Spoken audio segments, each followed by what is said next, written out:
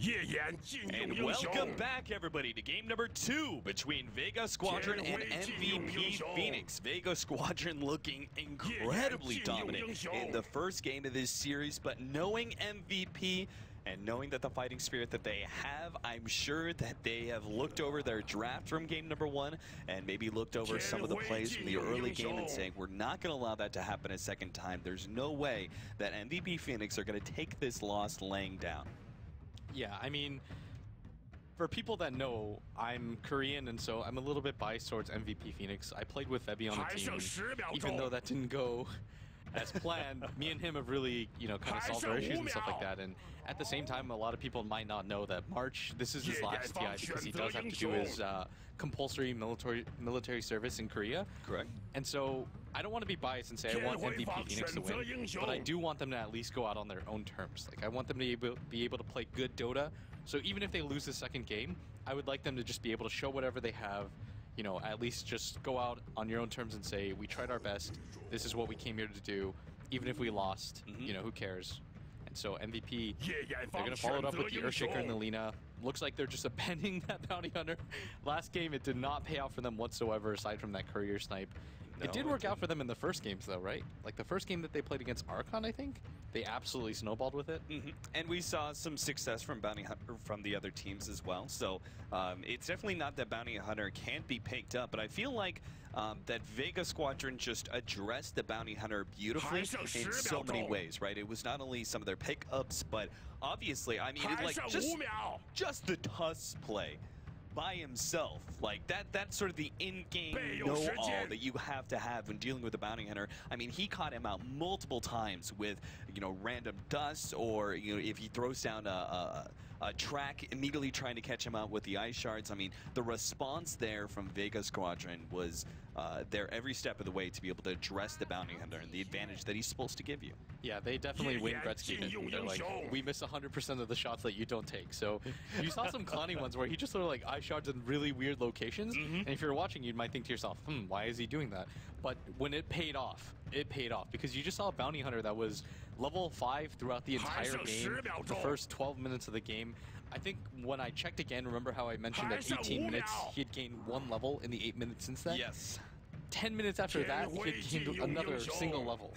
And so, I mean, you just saw Vega completely shut it down at all angles, and that's a huge confidence blow for MVP Phoenix because they can't go to that hero now.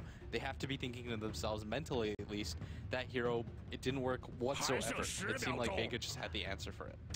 So whereas we saw maybe a lack of magic damage in game number 1 on the side of MVP Phoenix, their first 1-2 just exudes magic damage everywhere. You see a lot of AoE damage, a lot of single target focus as well from the Lina in particular, and I feel like this combination is incredibly good at catching out the Queen of Pain in the mid lane, right? If you actually have a Quap versus Lina matchup, one Earthshaker rotation can actually set the Lina up for success in the rest of the laning phase. Now, MVP Phoenix may still run the Lina as a support. There's still a lot of versatility to this 1-2 pickup, but it is one of the possibilities that we can see, and will establish a lot more laning phase dominance for MVP Phoenix, where last game it seemed like Vega Squadron were really able to hold their own. Yeah, MVP Phoenix, I really like this Lina pick because I think Lina does quite a good job against Queen of Pain in a straight-up matchup 1v1. And it's just a hero that does well overall. I think it's the type of hero that they like to play. It's a burst damage dealer that can potentially go into the late game. And MVP Phoenix, in response, they pick up the IO. I think March once said, if we have IO, we can't lose. Like he said, we're the team. Like, screw all those other teams that run it, Alliance, whatever. We're the team and C. You give us IO, we're gonna win. This is their all-in, and MVP Phoenix. I called it at the dinner table. I think I was like, they're gonna take IO Bristol deck. Like, this is a strat they've been running for the last 2 years, Cap. They've done it to us so, like, I know from my Zephyr experience, this late, it sucks to play against. It is incredibly strong in the laning phase, and it also means that you're going to have one of the most dominant dual lanes you can actually get. It's not overly aggressive, it's actually very defensive in nature, but it's incredibly hard to actually go for that bristleback because you know you have the Wiz sitting in the side. But the question is it actually a dual off lane? And we're going to be seeing another core picked up by MVP Phoenix for the safe lane. We have sort of an Earthshaker both babysitting that hero as well as rotating mid, or are we going to be seeing a bristleback as a safe lane carry here? I would like to see the Bristle as probably something like a dual off. Okay. Like being able to put the Bristle in the IO in the off lane means that the Earthshaker can pretty much sit mid for the Lina, and it's going to be hard for anybody from Vega to rotate out because whoever you're going to put in the safe lane, which is the Queen of Pain or the Ember, is just going to kind of get zoned out by that dual lane pressure. Like I would actually kind of like to see Vega... I actually really like MVP's lineup because if Vega sends the Queen of Pain to that top lane, she'll struggle. Yes. But she'll do a little bit better than the Ember would, but at the same time, that means you send the Ember mid against a Lina straight up. Yeah, which is really... Yeah, it's kind of like this lose-lose situation. I still don't know how I feel about Ember Spirit as a hero. Like, I see some pros tweet about it. I saw, like, PyCat tweet at Loda and said, Ember's not the hero, right? And...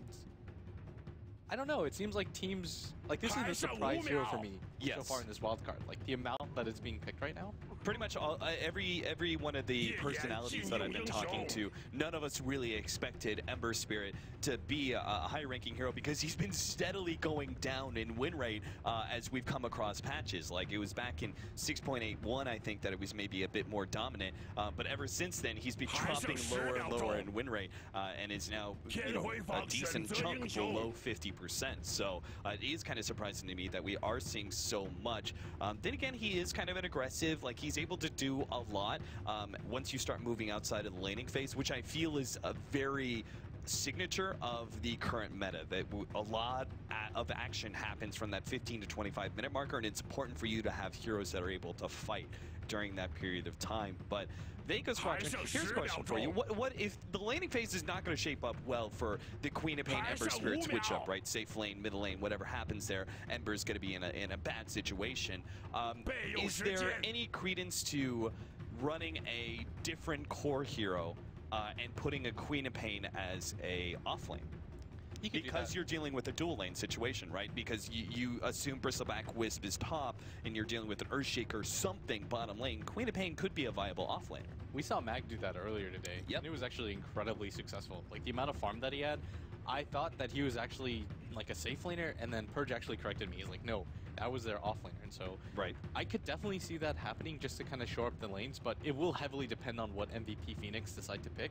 I'm hovering over some heroes that I think could potentially make some waves. Like, I think the Phoenix by Phoenix would be pretty good. I think some sort of just AoE teamfight ability hero. I think the Phoenix, if they want to go old school, the Tidehunter's available for them as well. The Magnus, if you're really confident, like, I would like to see one of those three heroes, but we'll see, I guess. But I think that it would be something along those lines. Like, I would like to see the Tide, the Phoenix, or what was the last hero that I said? The Magnus, I guess? But knowing MVP Phoenix, they're going to do... Maybe they have something up their sleeves.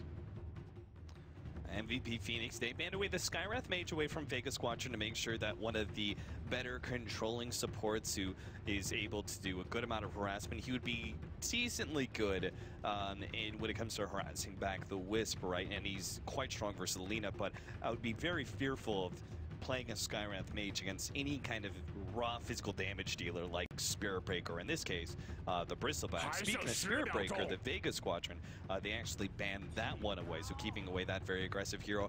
But instead, we're going to be seeing a Razor now. Blitz, you and I talked about the Razor and Viper in the current meta, and you said they were winning heroes right now. What did you kind of mean by that?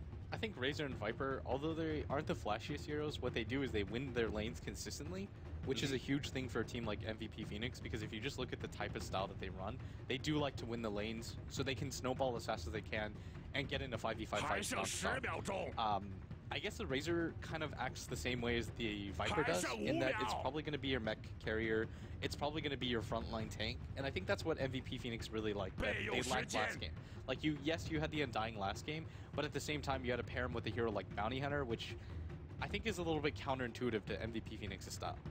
Right, so now you have both the Bristleback and the Razor who can be very much up in the face, and so you have that extra power, whereas last time you were only really dealing with an Undying who, you know, even as a hero is very aggressive and everything, but if he doesn't manage to get, you know, multiple decays off and a really good tombstone, he can actually fall pretty quickly, right? So Vega Squadron actually now going back for a jungling hero. Now Vega Squadron actually known for picking up junglers here, so I guess shouldn't be too surprising that we see the Enigma, but this now adds a big element of team fight.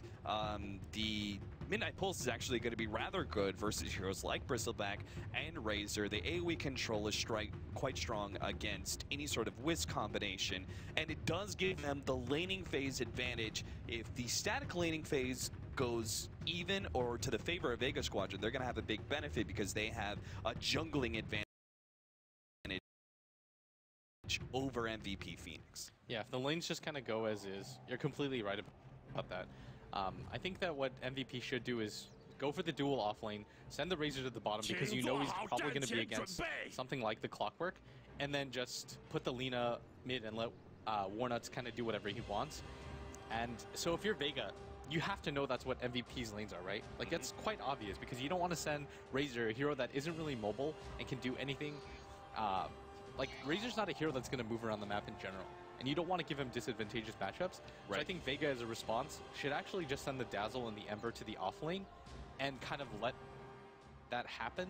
But at the same time, it's still not an ideal situation because the Razor will do just fine in that lane, and at the same time, at that top lane, March should be able to get a decent amount out of the Clockwork, but this is pretty much as good as the lanes get for Vega, I feel. Like, just dual off lane, kind of just deal with the laning phase because solo at the same time should be pretty uncontested. Okay, so my idea would have been the Ember Spirit and Dazzle sort of running a dual lane mid and then putting Queen of Pain off, and then you have the Clockwork. The one thing I really like is that Vega are running the Clockwork up against the Bristleback Wisp, simply because I don't feel they would have had any power to defeat that duo. Why do you really think that it's better to have the Ember Spirit at the bottom lane as opposed to mid?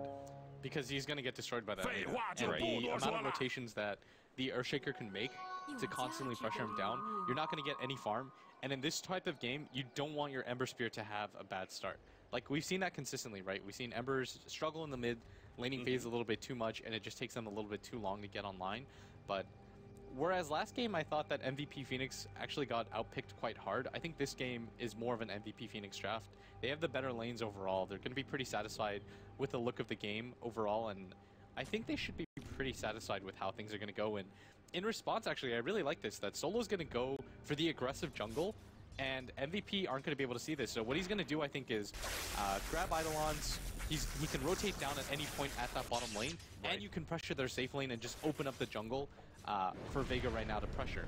And so what he's going to do is just level as much as he can, and then around maybe level 6, he just rotates down, they kill the Razor, and just take the tower as fast as they can. Does he try and gank up the Razor before he hits level 6 with the attempted Malefice, or does he just focus solely on jungle? You can, but at the same time, I think what's even more important than this is that Solo can rotate to the mid lane around like level 4 if he opts to go for more levels than the Malefice instead of the Midnight Pulse. Right. And a Queen of Pain plus an Enigma with 6 Eidolons, you're going to win that fight. Like, there's no way that Lina can win that.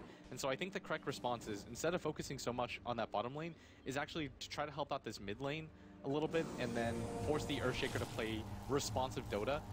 Because this bottom lane should be somewhat okay, and once you get a few levels, you can just rotate down with Eidolons and take the tower. Oh, Mag, sneaky little juke here. If he was actually spotted out by MVP where he went, he has no more Tankos left, so he would have been totally stuck, and that would have been your first blood. If Febby actually spies this one out, they could still get the kill on Mag. As Febby rotates around, he's going to find Mag soon. He realizes he needs to let March first. Oh, they see him now, and now Mag is completely stuck up against both Febby and March, and Mag should be our first blood. No opportunity to be able to get the counter kill on Febby. Nice cog! He actually might be able to. No, unfortunately, he's still stuck here, so he heals up a little bit. March just patiently waits it out, and now with Febby rejoining him with the tether, Mag should be going down here with the next Quill Spray. And there it is. Your first blood is taken, MVP Phoenix. I like how they really didn't give up on that kill. They knew the Clockwork was somewhere, and Febby did spy out that one tree that went down.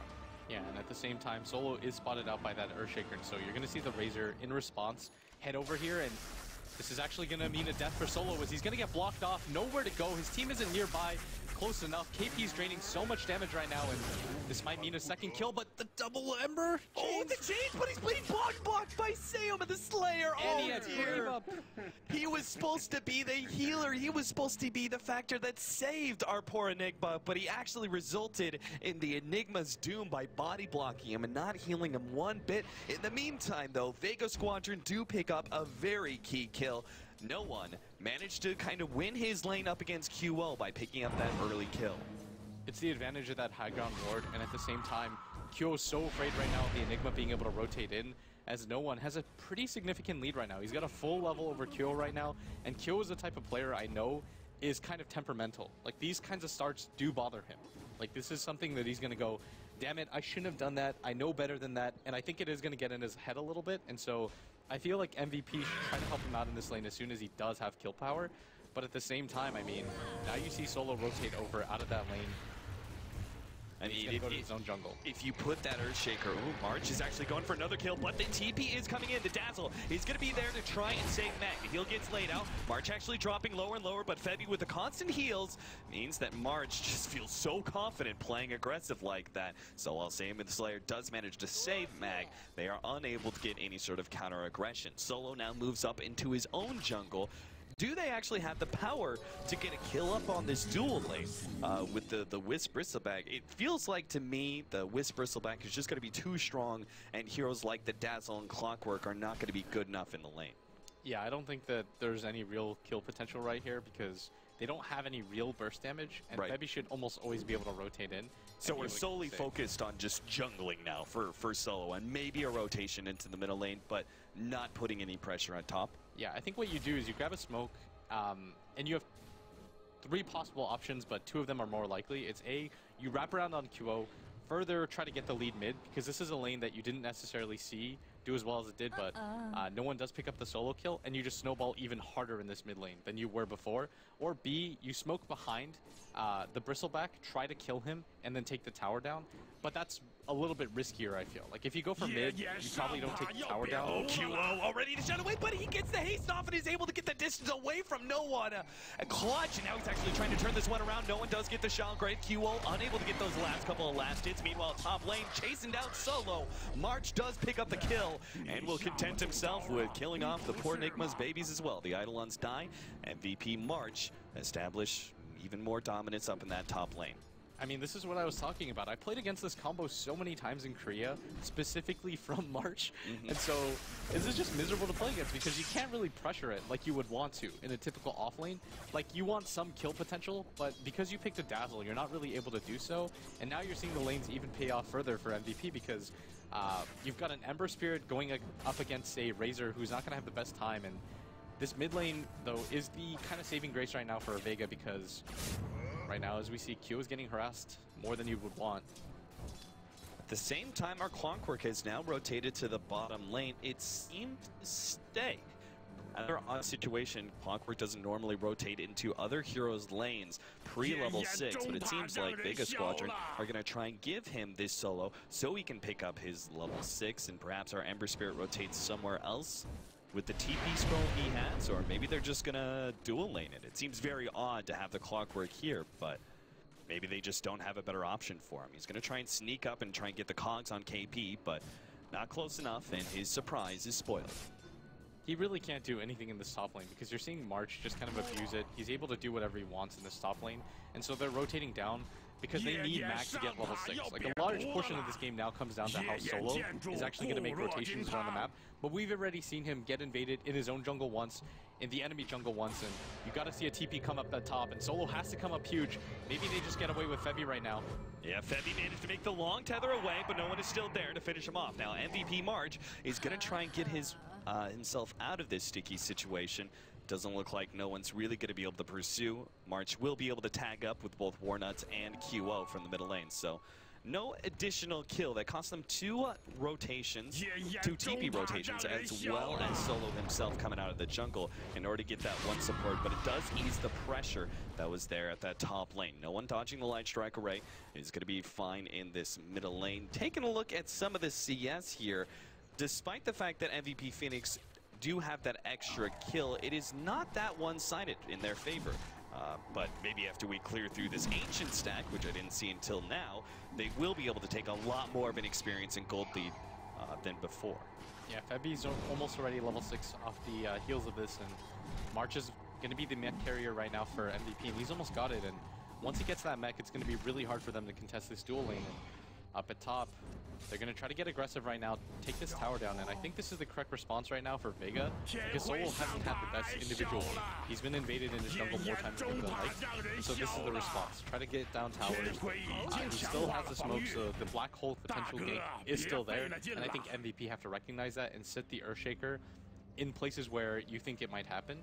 They're going to send him up at top, but the Eidolons are going to scout this out. Mag makes a rotation over to middle lane to try and get that last little bit of solo experience required for him to have his level 6, and he can be finally a bigger factor in this game as MVP. 4 heroes still up in that top lane, but Vega Squadron don't really care. They're sitting back, they're farming up on Pasha, they're taking the jungle with Solo, and again, this is one of the big advantages for Vega Squadron, is being able to have that jungler, despite the fact that, yes, he's been feeling a lot of pressure from MVP with multiple invasions into his jungle. He is taking a lead over the enemy supports. Yeah, that's just kind of what you expect out of the Enigma, right? Because he's naturally has a farm mechanic and a top. They are going to go for March right now. There's no backup for him at the same time. Oh, he came in with a 10, but it's also going to be caught by the black hole with the overwhelming amount of damage coming out. Turn around! QO! He's going to try for the last hit! Oh, he managed to get the Bristle back, but Queen of Pain still dies. QO now trying to hunt for that last kill on Solo, but doesn't look like he's going to be able to catch up. Vega Squadron thought they had that one in the bag, but all the damage to the back of the Bristleback procs multiple spines. And combined with the QO AoE damage of Dragon Slave, they wiped through 3 heroes there. I actually think QO could have saved the Bristleback by just expending his Laguna Blade. And I think that was a little bit of a misplay, but at the same time, I mean, you just don't really see that damage coming in. Like, you don't anticipate it. It's like, oh, we're getting hit once, twice, okay, that's all right. But then the 5th Quill Spray comes in, your entire team's at like 100 HP, and a huge boon in the favor of MVP. It's another situation like that, now with the mech up on the Bristleback in conjunction with the Wisp. Feels like those heroes are just going to be unkillable. Febby is actually going for an early Earth on top of his bottle. Now, I would also assume that Glimmer Cape is known to be quite a strong item on the Wisp, and that's what I really love. When you have a Wisp and you're able to get another hero to pick up that mech, it means that you can grab certain other luxury items on the Wisp. We do have an early kill there on Lina. QO able to pick that one up. Meanwhile, bottom lane, it looks like Vega Squadron are going to try and get a pick off on KP. We have the level 6 available for Mag. They try and make the jump now, already slowed down, and the hook shot does manage to land. KP is going to be stuck here. There's no rotations out from MVP Phoenix. They unfortunately grouped up in the middle lane, unable to help out that Razor, but perhaps they will be able to get a kill on no one. Drops a bit low, but is still able to get the blink out. Yeah, and you see QO recovers a little bit. He does go down at that top lane. I think he was a little bit greedy staying there, but he does have a Yule Scepter at 10 minutes. He has that setup combo, he's got his Laguna Blade. You would like to see Lina have his level 11 in the next 5 minutes, just so he can pretty much solo any hero in the game. But Vega's doing a good job right now of applying pressure on the map. They were able to take down this bottom tower relatively uncontested. MVP went for a kill of their own in this mid.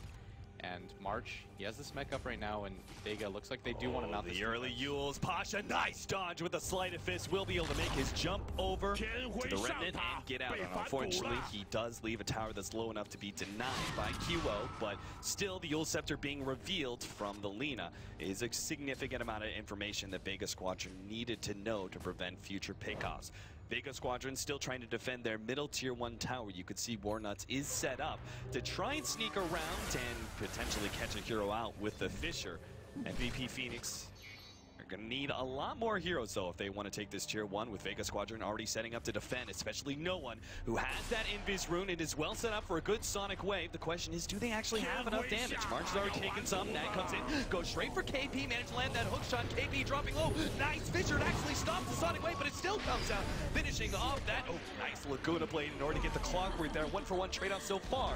But the rest of Vega Squadron seems to be backing up. They take that deny on the tower and will accept the 1-for-1 trade-off. There's no way they want to continue to fight into that. Once your main initiation tool, the clockwork, is out of play, you have to just run away right there, cut your losses, because nobody on Vega Squadron had any more mana after that fight. And MVP want to get into these protracted fights where they just continue to fight nonstop against the side of Vega right now. And March is a little bit confused because he keeps trying to buy the Ring of Health at the secret shop, which is something I do all the time. Like, he just forgot about the fact that it was moved to the regular shop now.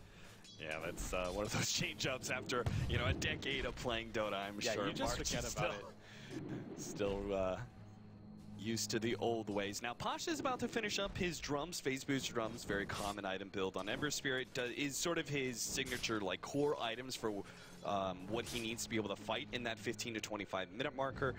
I'm still concerned, though, that even with the stats offered from the drums, he's still not going to have enough HP versus just the heavy amount of burst damage of the Lina, as well as the physical damage of the Bristleback. Even if he does have that Flame Guard, he's very susceptible to everything the Bristleback brings to the table.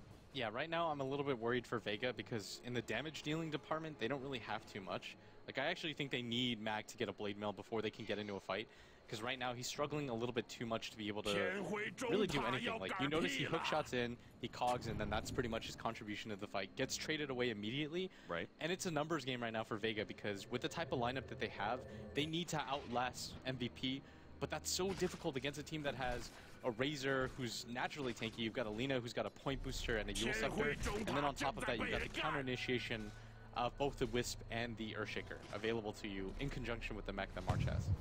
Vebi and QO setting up to help March as he pushes into this tier 1 tower in the bottom lane. Vega Squadron's response is a lot of pressure in the middle lane, as well as top. KP makes the TP out immediately after the Searing Chains to make sure he gets away. March, despite the Malphus being put on him, doesn't seem to really care too much, focusing down that tower, knowing that both his mech and Vanguard make him pretty impossible to fight up against. I think if you're Vega, you just have to give up this bottom tower, go for the deny if you can. If you can't get it, it's not a big deal, because the Mag has to get this Blade Mail.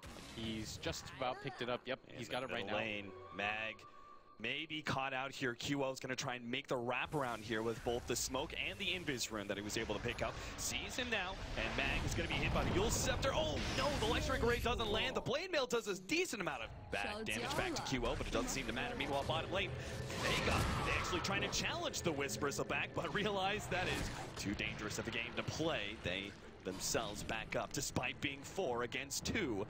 Goes to show the power of a very, very farmed Bristleback early on to the game. You just saw a 2v4 by a tower, and somebody from Vega was TPing in, and it was Vega that was running away, and not MVP Phoenix, because they're like, okay, we'll take this fight if you really want to. We can rotate heroes by the time you even get anybody low. And things are a bit dangerous right now for Vega, because MVP is doing a good job of splitting up farm on their cores right now, and they don't really have too much of a response from this. Like, I think even if the Ember Spirit gets a Battle Fury, you're going to see that you lack for damage a little bit. He's got the pure damage that's going to be coming in from QO as well. He's already got a point booster as well as that Ogre Club. He seems to be straight rushing it. Like, no upgraded boots, no, like, say, an early BKB, anything like that. He's just going just raw boots, straight Yules, straight into the Aghanim Scepter, trying to get that pure damage as fast as possible. Oh, QO in this top lane, he's actually going to get popped off by the rotation from Mag, who hook shots him from downtown, and QO with the next death.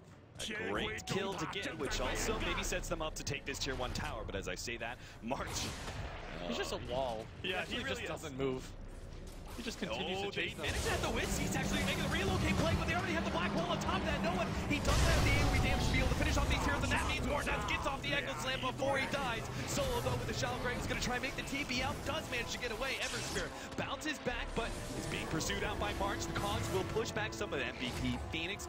Pasha just needs to stay ahead of March, but the slowdown damage a little bit more, and the Quills is enough to be able to get him. KP, though, dropping lower and lower to map with the Flame Mail as well as the Battery Assault to manage to pick up that one kill. The true test, though, of the Bristleback is here. He's fighting up against 3 underneath a tier 2 tower, and he just doesn't seem to care. He's going to go for Samus Slayer, easily getting that one. He's dropping lower and lower, but now turns to fight no one. Look at the right click damage is there, but he now is going to be kicked around by the Maleficent and finally will go down. QO comes in. He's got the Laguna Blade ready to go. He just needs some vision, but he won't be able to see anybody. Now turns to go for Solo. The Sonic Wave comes out. No one. He couldn't finish off either one. Febby now heals up QO. They'll go for the additional kill on Solo. Gets him. QO. No one by Maleficent. No one with the buyback will be able to finish up 2. Mag making sure there's no escape for MVP Phoenix as they perhaps overextend themselves in that tier 2 tower. That was like a 10-person trade with no one buying back there and making that fight okay for Vega, because you can't let the Wisp and the Lina get out. That would just be highway robbery. You walk in, buy a tier 2 tower, pick up 2 kills, you have to punish for that. Tell MVP that's not okay. You can't go that far in. And what looked like an ideal fight for MVP, because they were able to get the Earthshaker ultimate off into 3 heroes, just wasn't meant to be, because March had to pretty much 1v5 for his life, and he had to go so deep just to pick up the Ember Spirit kill. And Vega with the return. I mean, this entire game, it felt like MVP had the map control, but Vega with that 5-man wipe, just completely turning things around. Yeah, significant drop downwards in both net worth and probably more primarily experience for Vega Squadron, and they're going to try. Oh, MVP Phoenix are actually going to go for a 4-man smoke here. I was watching Mag with his Invis rune searching for a kill, actually runs into the 4-man smoke, and now, well, he managed to get a 4-staff over the cliff and will be perfectly fine. The counter ward was laid out, but just a bit too late, and it seems like Mag, well, he just makes sure that he's 100% safe. Throws out the hook shot to the creeps and TP's out. So MVP Phoenix, since they're already grouped up as 5 near the bottom half of the map, they're going to go for Roshan, but it's quickly spotted out. Vega Squadron know exactly what's going on and are aiming to intercept. Yeah, and we saw this last game where MVP got the Roshan low in return for Vega, but Vega this time, they don't have the clock initiation, and the Aegis is already picked up. And is there any sort of follow-up right now? Is the Wisp TP? Solo in some serious trouble. March is there. Nice 4-staff from Mag. Great coordination from Vega Squadron. Managed to save the Enigma. So despite having to give up Roshan as well as the Aegis over to our Lina, they at very least keep their deaths to a minimum. Pasha now trying to push back that middle lane in order to prevent MVP Phoenix from getting that tier 2 tower. But he's got to be a little careful. He's got a Remnant still sitting behind the tower and will be forced to jump to it. But MVP Phoenix seem they really want this tier 2 tower. They are already putting all 5 heroes down to middle lane, knowing that Vega Squadron can't conceivably fight up against a mech, an early Crimson Guard, a very farm Bristleback, and perhaps most importantly, that Aegis. Yeah, they're going to give up this tower. I think this is the right decision. There's no reason for Vega to have to force that fight, because they've demonstrated before that they can win the fight as long as they wait for MVP to overextend. And I think that's their plan right now, is Solo is just going to split up the map, wait for MVP to kind of play in response to him right now. And I mean, if you're Solo, you have to go for the BKB here, right? Instead of the Blink Dagger. I was just about to ask you the same thing. I mean, he's got enough gold for the Blink Dagger. He's going to go for it. This feels like a very all-in play. Big play city. He's gonna go for the 5-man black hole. I believe in Solo. He's actually a really good player. Like, you could get a BKB and assure yourself the black hole, or you can go for the Blink Dagger, and there's like probably like an 80% chance less that you get a black hole, but it can be an even bigger one, Cap. This is true, so we'll see if it actually pays out or not, because MVP Phoenix, they've got one of the most notable counters to the Enigma without a BKP, being the Earthshaker. That very long-range stun is going to be the way that MVP Phoenix stop a big black hole out from Vega Squadron. They do take that tier 1 tower in the middle lane as MVP Phoenix continue to pressure up that top lane. Seems like they almost want to go on the Bristleback here. I'm not sure if this is advisable or not, but perhaps the first reveal of the Blink Dagger can get them the jump onto March that's necessary. But Febby's sitting right behind him. He's ready to go with a relocate save if necessary. So March, he just pushes out that middle lane and immediately heads back up to top, where he just wants to take that tier 2 tower. Vega Squadron, their response is to push the middle lane and try to take a tier 2 of their own.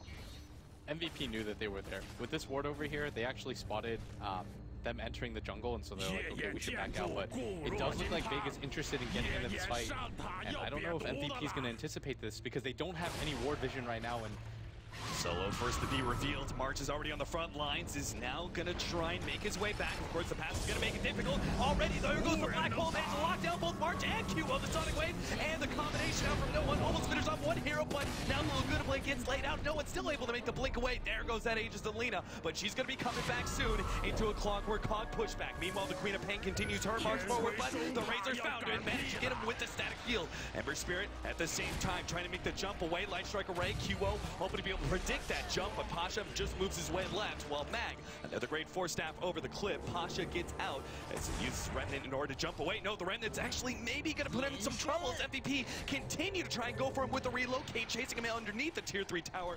Mag makes the TP in, had the invis rune to be able to help him out, so MVP Phoenix just couldn't quite seem to get their hands on any one big kill. All they got was the Queen of Pain, but at the same time, they didn't lose anything too important, and will now try and take out this tier 3 tower. Vega Squadron desperate to be able to stop this one, start spamming out wherever they can, but without a Queen of Pain, there's just nowhere near enough damage.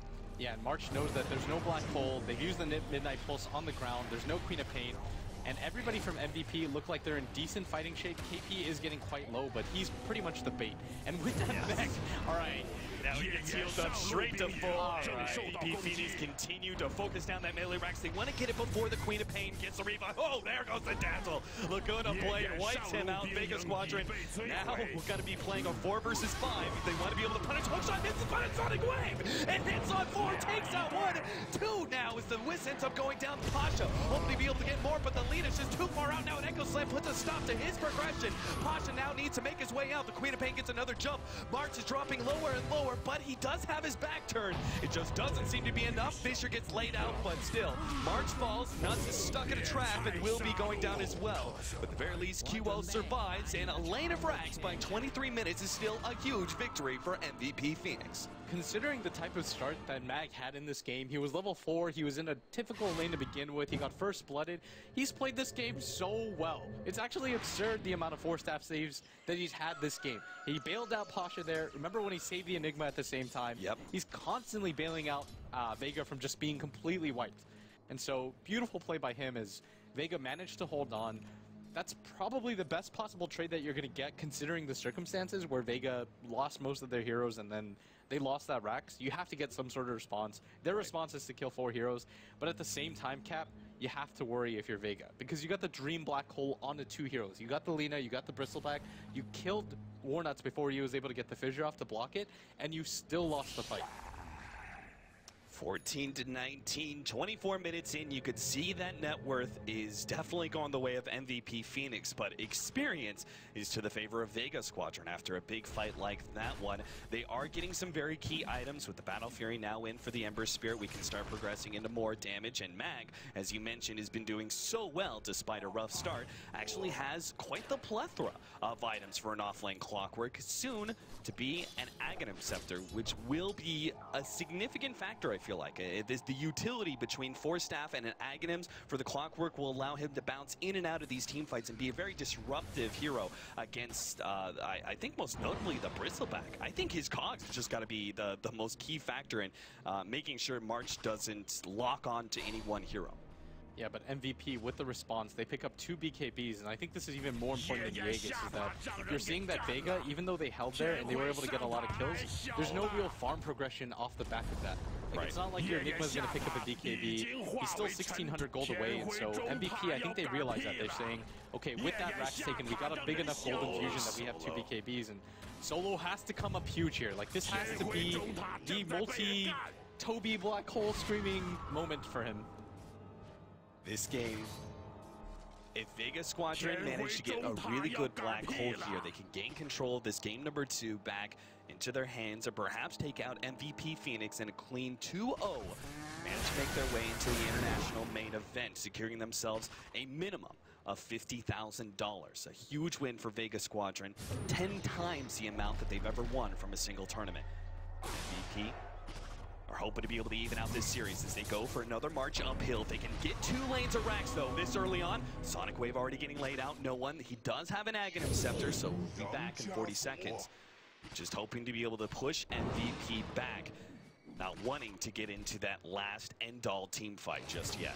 Yeah, MVP is actually dipping quite low right now. Oh, a catch out here perhaps. Nag is going to be caught by QO, and the rest of Vega Squadron, they're going to have to try and march a response. Febby drops low, but not quite enough. Now Solo, he's been caught.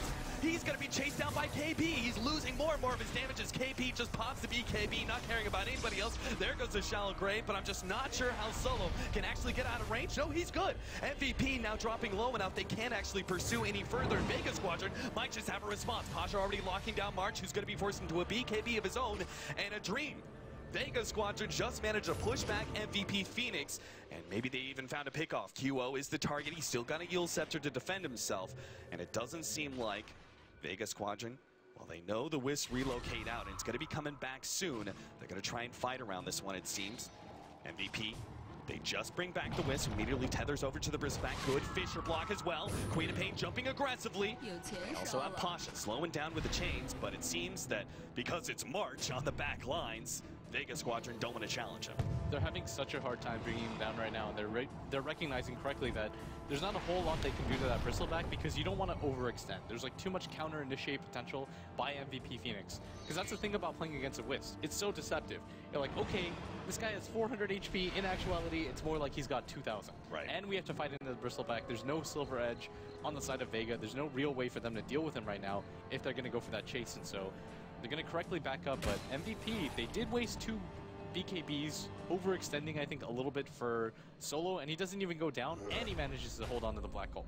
Yeah, and I think that perhaps this could be very critical of the next team fight. Pasha was able to pick up a Crystallis, and with this extra time they've now bought themselves, may be able to farm up the buyback as well, which may be needed in this next push.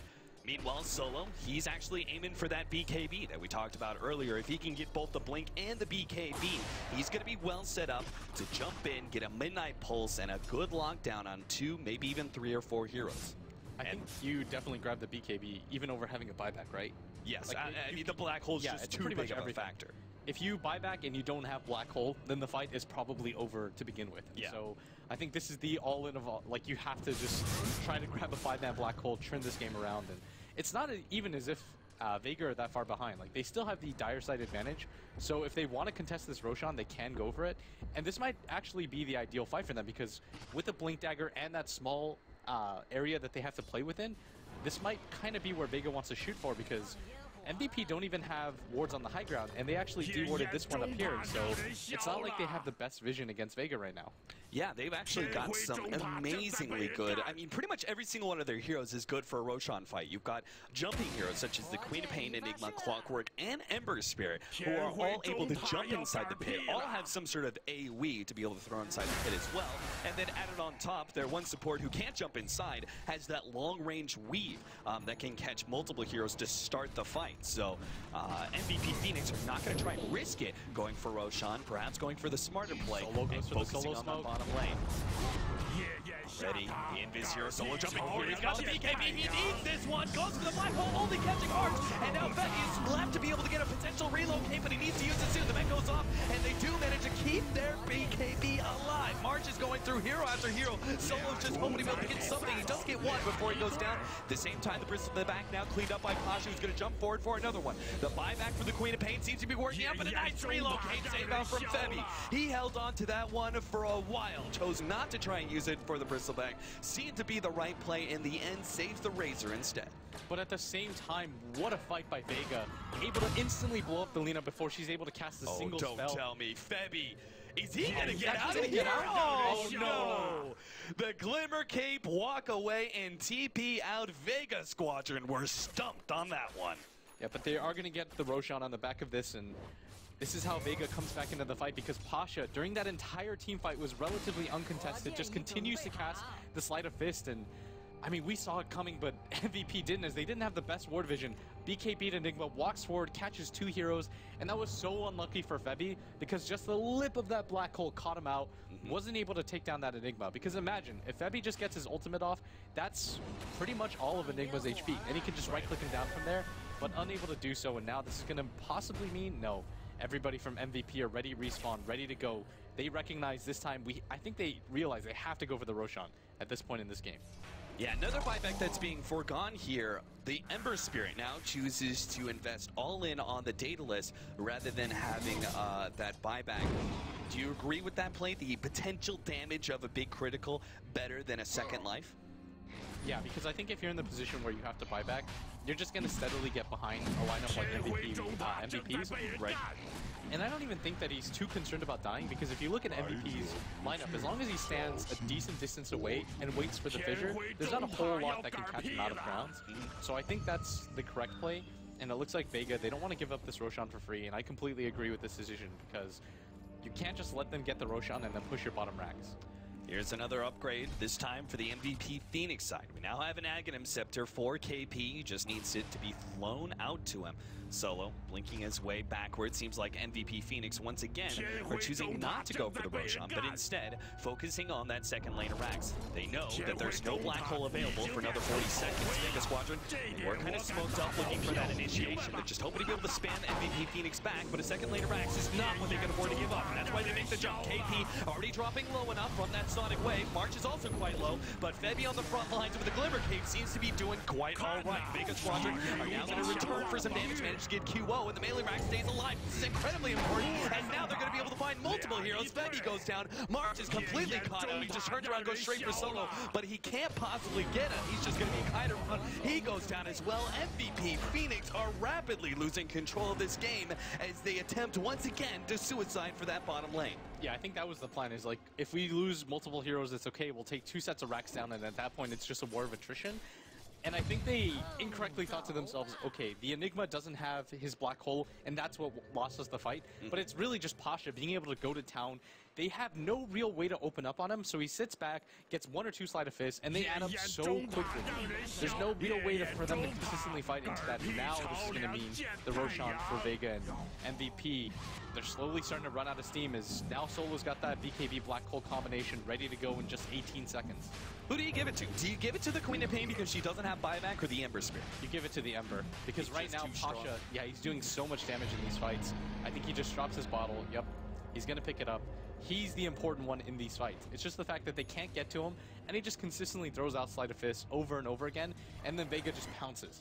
Like, they just wait for MVP to get somewhat low, and then they can just go for it, because Febby actually isn't that tanky. He's only got 3 armor. He's got a Glimmer Cape, yes, but it doesn't really help you too much against the Ember Spirit. Bottom lane being pushed out by Solo. The Aegis being up on Vega Squadron. Does MVP Phoenix now forced to sitting back and wait out that Aegis, or do you think they can actually attempt to go for another team fight despite an Aegis advantage to Vega Squadron? I think the problem right now for MVP is that if they continue to wait, they probably just get out farmed a little bit harder than they would like to. But if they don't go for it, and the other issue too is that now the black hole's up. But if you don't go for it, eventually, you know, the black hole will always be up at that point, and you have to kind of shoot for a fight. Like, it's a really weird window right now, because MVP have gone in pretty much all in for racks. Like, if you look at their item builds, you've got the Aghanim Scepter on the Razor. March is going to pick up an AC. I guess that works out for the Bristle, but at the same time, Vega don't have the glyph up, and MVP know that. And you need the glyph up if you're Vega to be able to save the racks. But more importantly, they have the BKB Black Hole combination up from Solo. So this is like a really weird lose-lose situation right now for MVP. It's like, if you go for the racks, you probably get it, but you'll lose so many heroes in the process of doing it. What could be even more lose-lose if they actually manage to drop March here, who needs a little bit of help. Febby sitting in the background, will tether in, and the rest of the team is here. Perhaps Vega Squadron, the ones who are in some trouble. Mag force taps himself away. The rest of Vega Squadron back out. Sonic Wave just being laid in to make sure that MVP don't really pursue. So it seems like MVP Phoenix have chose to go for the farm route. They're going to sit back, wait out that Aegis. They do have the Assault Curious that's coming in. Seems like Shiva's is the next option for Arlena. Unless, of course, and Lotus Orb is going to be picked up. Is it any good here for this team? I don't really see any single target abilities that it's going to work. No, I think that maybe even more importantly than the Shivas, I would like to see QO get either a Hex, a Refresher Orb, just so he can double blow somebody up. Would be a decent idea, but I think the Shivas is in response to just try to get some armor up for your team. Try to make yourself a little bit more tanky. Because he's going down quite quickly. Like this, the 6 armor or whatever that he had before for him just isn't paying off anymore. Right. Oh man, MVP. They had such a big lead, but now at the 36-minute marker, it's a 2,500 net worth lead still to their favor, but significantly dropped from what they once had. Vega Squadron holding on to a 12,000 experience lead after winning team fight after team fight. And that's what's making the difference right now, and will continue to pay dividends for them, is they pick up the experience lead on heroes like the Dazzle especially. You know, he's going to start to get even more effective than he currently is, and Vega right now are just outlasting MVP, who, I mean, MVP is still in a really good position. Like, they still take down one set of racks, but you're just a little bit more worried if you're MVP than you previously were because you've been rebuffed so many times, and this might actually mean Vega's opportunity to go for it. Yeah, they've already taken down that tier 2 tower, seem to be well set up to go through that bottom lane, but MVP Phoenix, they're gonna go straight for the racks at the bottom lane. They're actually gonna make a relocate play. Well, the rest of the team actually TP's back. March is gonna be left alone. Febi's just hoping to be able to get the relocate save on out. March managed to take at least the range racks here, the relocate back, and they will be able to save him. A pretty tricky play there from MVP Phoenix. Essentially trading away a tier 2 tower in exchange for a ranged Rex. It's not a gigantic win, but it's something small. No, it's pretty great for them. I mean, this is what they need to do because they were having such a hard time brute forcing it. You still have the option with IO plus pretty much any melee core to be able to do something like that. And I think that is the correct response right now. Try to split up the map, apply more pressure to Vega in other ways rather than just brute forcing for it, because all you're doing right now is giving Solo opportunities to go for that big BKB black hole, right? Right. And so by splitting up the map, making it difficult, finally, once again, MVP is forcing Vega to kind of respond to their kind of play. Like, they're forcing them to play reactionary Dota. Oh, QO, gotta be careful here. Quick blink out, as he was right in the middle of all those creeps with Pasha bearing down on him. Pasha, who now has a second crit. Chrysalis ready to go. He puts out so much damage right now. Like, they have to be so worried, and I think that's why Q opted to go for the Blink Dagger, because he wants to be able to get on top of that Ember Spirit, whereas they previously couldn't. Like, every single fight you saw, Pasha just sit in the back, you know, hit, slide a fist, slide a fist, slide a fist. Everybody's got 400 HP. Run forward now. Like, everybody move forward together, and I think this is the correct response right now for him. Just continue to build up damage, but can he actually get the Ember Spirit? Because he doesn't have that sight device. He doesn't have instant stun, right? He's only got the Yule Scepter into a Ledge Strike Array, which presumably is going to be dodged by Remnant Jump. Another attempt here as we are going to go for March. Febi is going to make the relocate play over. Oh, now actually getting caught out by the black hole. He's not going to be making out of here alive. Febi's going to go down March. He's getting a lot of quill spray damage on another Solo, but it's just not going to be enough. QO actually finishes off Solo. Meanwhile, the jump forward, Echo Slam onto just one. Mag will go down. Oh, that Slide of Fist, so much damage. The Slide of Fist managed to bring so many heroes low, but they do have the Sonic Wave. Now the Light Strike Array misses out. Pasha managed to get away from that one. And MVP Phoenix on the verge of being able to win a fight. Unfortunately, a big Slide of Fist brings them all low enough that it draws even at a 3-for-3 trade-off. Yeah, and Pasha, I mean, that one was close, because if that Light Strike Array hits, then they've got good potential to kill him, and maybe that's the opening that MVP finally needed to be able to take down this set of melee barracks. But Vega just looked decent trade right there for them. 3-for-3, not really losing anything more, but at the same time, MVP, they're now showing signs of being able to actually contest Vega's lineup. Like, that was probably the cleanest fight they've had in the last 10 minutes. So we see another armor item being picked up. The Razor now has a plate mail of his own, so maybe he goes for the Shivas, and Arlena's just sitting back on a plate mail because he was necessary for him to have some armor, because I feel like he has to have that sight device coupled with the Blink Dagger in order for them to attempt to shut down Pasha's Ember Spirit. Yeah, I think that's the right idea here. Like, he even drops the plate mail in response. He'll probably pick it back up on the chicken, or just go for another TP, but QO, I mean, it's more just the fact that he needed the Blink Dagger to be able to get on top of the Ember for once, and just for the positioning in fights. And March, curious to see what item he goes for his last one. Maybe, I guess, even an Abyssal Blade or something like that would be pretty decent. Yeah. He doesn't lack for damage, and he just needs to be a little bit tankier. Right. But I don't know if Heart's necessarily the correct option here. Pasha just playing around with March because he knows there's just no chance of them being able to lock him down. So he's able to play very aggressively pushing the creep wave right up into the enemy base and always jump away to his remnant and start split pushing the other side. Now MVP Phoenix are hoping to be able to get a pick off here. They go for a 3-man smoke. Solo, surprisingly enough, is pushing very aggressively into the enemy jungle, but I suppose when you've got that BKB TP out, there's nothing they can do to stop that one, but the middle lane, Clockwork does go down. It's not the biggest pick off in the world, but it is one of the cores of Vega Squadron. Yeah, and Vega, I mean, they're splitting up around the map, trying to farm out as much as they can, but MVP going for that smoke play, able to open up the map a little bit more, and this might mean their signal to go for this bottom lane of Rax, because they know that the Enigma doesn't have the black hole available to him. Like, he's got the BKB, but it's the black hole that matters, right? Right. And so Vega already preempting this. They're going to set the ward down and get ready for this defenses. MVP, they're going to see if Roshan's up. No luck there as they continue to assault this bottom lane. So they just let March at this point, like, if they do want to go for the push uphill, it's just leave March alone. He pushes it up, and when necessary, make the relocate play out, right? Like, they can't actually commit multiple heroes up that ramp solely because Pasha's Sleight of Fist is too powerful.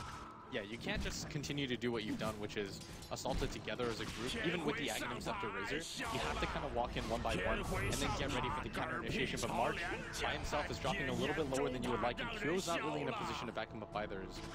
MVP once again get repelled, and maybe this is the sign for them to just go for the Roshan, as the Rocket Flare flies in at the same time as Kyo blinks in to catch it. So both teams are aware that Roshan is up now.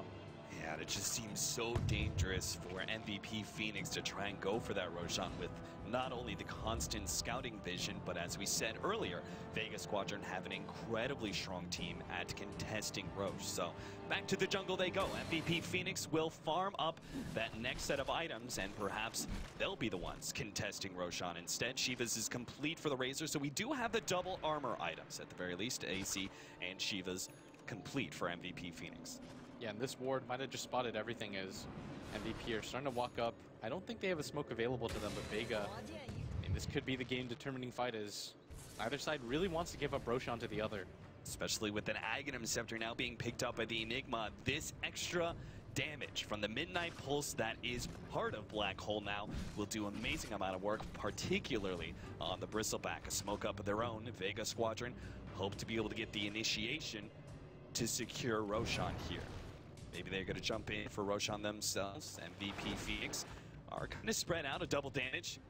Maybe being baited out by Vega Squadron. Pasha's going to come over, trying to take that one. Double damage actually snagged by the Queen of Pain instead. As March comes in from the side, they're going to try and fight this one out, it seems, as Mag. He goes for the Earthshaker, managed to lock him down. This is a huge pickoff. Will make sure that this support does not do anything for them. Now the relocate from the sides. They manage to take him out of the Black Hole. Doesn't get anybody. Still trying to go for this one. No one is dropping lower and lower, but QO still can't quite get it. Pasha and Solo backing themselves up together as March is pursuing, trying to lock down this Enigma, who has a blink up, but again, the Quills stop him, and it seems like they'll be able to get him. No, Pasha actually holds both in, and the blink out is successful. The damage from Sleight of Fist is bringing MVP quite low, and the tassel damage over time is actually what kills the IO in the end. Poison Touch just a bit too strong for the poor Wisp. Yeah, and Vega demonstrating once again, it doesn't really matter if we hit a black hole or not. Pasha just does so much damage right now in these fights. You're seeing everybody from MVP pretty much limp away from that as Pasha just kind of saunters off. He's like, I'm way too tanky for any of you. And I mean, they're still struggling to bring him down as Kyo had to commit his ultimate to bringing down the Clockwork. And I don't even think Bang went down there.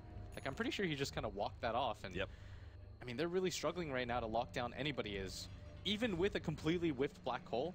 Like, it did catch March, but I believe he got relocated out, right? Yeah. And so even with that black hole not really being able to do much, you still see Vega win the fight. Pasha has a lot of gold on it. 5,200. He's got a drums that he's already used up. I'm presuming you switch out the drums for a Scotty, or well, actually, he's got a bottle, so he's going to switch that one out perhaps for the Scotty. Oh, what? Oh, he's been locked out by a bash. This could be big if they manage to pick up this kill, but he managed to get the blink away to Shallow Grave. He's also there in time to be able to save him. Pasha continues to move forward, hoping to be able to get the kill Pasha right now, but he jumps over to the remnant to the side.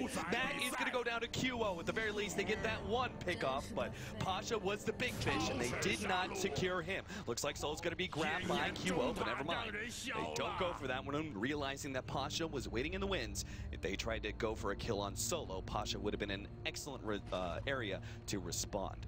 Yeah, and this might finally mean Roshan from the side of MVP, but I don't even know if Vega wants to give this up. They've got the buyback available on the clockwork, and yeah, he's immediately going to pop it. There's no way that they're going to give MVP this game. They're like, okay, this is our best chance to close out the series 2-0. We've battled back from a racks down, a third set of racks, or a third racks being taken at that bottom lane. They're like, but we're still in a good position. We can definitely win this. I mean, Pasha's on a beyond godlike spree, has been for quite some time.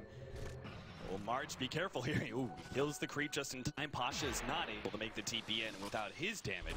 There's no way Vega Squadron can actually catch him out. The top lane was pushing in quite heavily, and this is what stalled up Vega Squadron from being able to go straight for Roshan. But they've given themselves enough room that they feel comfortable now going for that Roshan, trying to secure Aegis and Cheese. If the creeps cross over that threshold, though, in the top lane, they could actually have a relocate play once again and go for that bottom melee racks. And sure enough, there's the relocate. They're going to try and trade this one up. They get the melee racks, and will trade that one away from Roshan.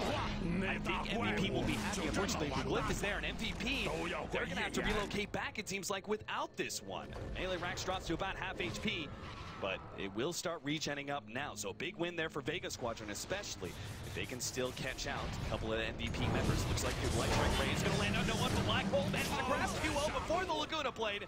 They get that one kill, another one for Pasha. Yeah, I think the attempt by QO was there, and it was a good one, but everybody from Vega instantly rotates over. They're like, we're not going to let our Queen of Pain die here. And I don't even think he would have died. Like, he still had the cheese. He had enough HP to live through the Lina's attempt. And just a good trade for them here is they are able to get the kill in March. He's going to be the target, but it's not even going to matter because he's so tanky. He's going to be able to walk out as Vega. They get the Aegis and the cheese, but I don't know if this is a sign for them to continue to go. So MVP Phoenix, again, in this situation where they're going to have to wait out the Aegis. And in the meantime, spend some quality farming time. March is almost finished off his Abyssal. He's got 3,500 TP in. He could be in some serious troubles. Now Pasha joins in. The big damage dealer is here. March now pops his BKB. Mag is also here on the side in order to stop Femi from being able to get a good relocate, but it's still up, and he's going to make the play now. That comes in. Femi, no! The battery assault stopped him, and that means they will both end up falling. Vega Squadron now on the march straight through the middle lane to try and end this game 2.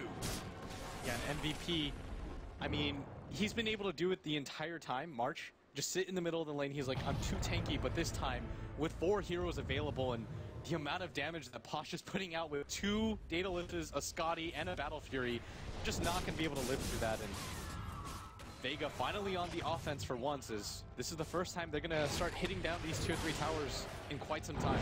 Buyback already used by March in order to try and defend this tier 3 tower. Solo does not have the black hole, so perhaps MVP Phoenix do have the power to push him back, but Pasha just seems to be a beast in the front lines. He's got that Aegis and is willing to allow himself to die in order to get these people. March goes down here. March, he can't afford to go down. He's trying to get back to the top. Meanwhile, Pasha gets a clutch shallow crave out from the Dazzle. The Aegis is not going down just yet. Sam with the Slayer is going to go down instead. Finally, there goes our Aegis. Big Echo Slam being laid down by no one but a hook shot to stop the chain stun. Mag might just give up his life for that one. No, he actually forced stats away. Now Pasha, he's in the middle of the enemy base. He's got no remedy. Oh, he has to go down and get bashed. He ends up going down as well. MVP Phoenix draw this game out a bit low. Oh, and they go for the relocate in this mid too, and they're putting so much pressure. They immediately force the buyback. But if March goes down, he's going to be locked up in the hook shot. They need to be able to get the relocate out, but it's not there in time. March is down for 100 seconds. Unbelievable. They get the melee racks in the bottom lane. They put pressure on middle, but Vega Squadron have an opportunity, a full minute and a half, for them to force a fight while the bristleback is down. They don't have the glyph anymore. This mid tower is starting to steadily go down, and the problem right now for Vega is that they didn't really get anything out of that because they had to trade a buyback of their own, and at the same time, they lost that coveted melee bottom racks. They pop the glyph, and their tower gets down to below half HP. So it's not even like Vega can all-in commit for this, because if they lose that fight and their Ember Spirit goes down, there goes the game. So right now, it kind of seems like Vega, you know, they did force the buyback from March, and they were able to kill him, but they can't get anything out of this right now, Cap. And now it's, once again, MVP's game to lose. Ooh, quick blink out there as QO runs headlong into Pasha. You can see the Vega Squadron, they really wanted to push out both the bottom and top lanes in order to make sure there was no relocate backdoor play available for MVP Phoenix, as Vega Squadron are now going to go for the full 5-man mid. Yeah, and I think they realized in this position, all they're leaving themselves is open to the possibility of the back door, and so they're like, we have to go for this. There's not a better option that we're going to get. March is down for another 30 seconds. They do have Glyph available to them, and just taking a look at the buyback, I mean, MVP Phoenix. Yeah, they're just hoping. I think they're going to have to give up this mid lane. Raxel is actually going to come in. He really wants to ignore to win this fight right here, right now. He's going to go for the Razor and the Wisp. They get a bolt. There's going to be some buybacks, but QO's down as well. Both the Razor and the Leaner are being forced into a buyback. The Bristleback up in just 5 seconds. The melee Rax is going to go down soon. But no, the Sleight of Fist coming out does a bit of chip damage, both QO and Kaipi. But no, they actually can't get the melee Rax. And now they're going to be caught here. QO is going to be able to get the split up on Mag. He has no force stab play. There's only the Shallow Grave hook shot to the side. TP out. Does he actually get away from this one? No, the Eel Scepter is there in time. QO stops him dead in his tracks, and they get the kill in the end. 2 down on the side of Vega Squadron, and the Wisp is coming up in 25. Perhaps it's now MVP Phoenix's turn to be on the offense. There's only 1 buyback on the side of Vega right now, and I think MVP realized that. They're like, if we wait this out any longer and we lose a fight in our base, that's the throne. We have to go for this right now. If they've been keeping up, they know that Vega don't have any buybacks aside from the Queen of Pain. 1 set of racks remains for Vega, 1 tower. They're going to be able to have to hold this off for. This is going to go to a game 3, and MVP marching down this mid lane. I actually think no one has to kind of sort of die for this. Like, he has to just be the first one popped off because they can't lose anybody else. That tier 3 tower is already so low. First bit of damage out from the Sonic Wave, and Sleight of Fist is there, but the tier 3 tower will be going down, and March still looks plenty healthy. Now they're chains. They're just trying to stall this damage up as much as possible. March is down to about half HP. QO comes in, tries to go for Sam Slayer. Now the Eagle Slave on the back out. Pasha is knocked down. Still great to save. Pasha might just be able to get out, surrender it away. KP desperately needs that kill, but he can't get another red to jump out. And he is fine, but March doesn't care. He goes straight for the last tier 4 tower. MVP Phoenix. They're fighting for their lives here in the TI Wildcard series. Pasha comes back, ready to go, ready to rumble. Sleight of Fist gets laid out on 2. Solo's coming forward, locks down KP. He is down, and he does not have a buyback. He's down for 2 minutes.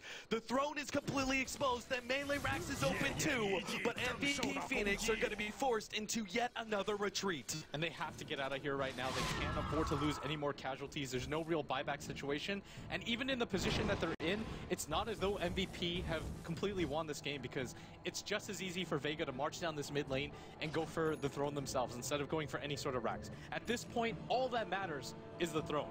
Like, they don't really care if they get mega creeped or if they get any sort of racks at this point. It's just about going for the throne for either side, and I mean, MVP.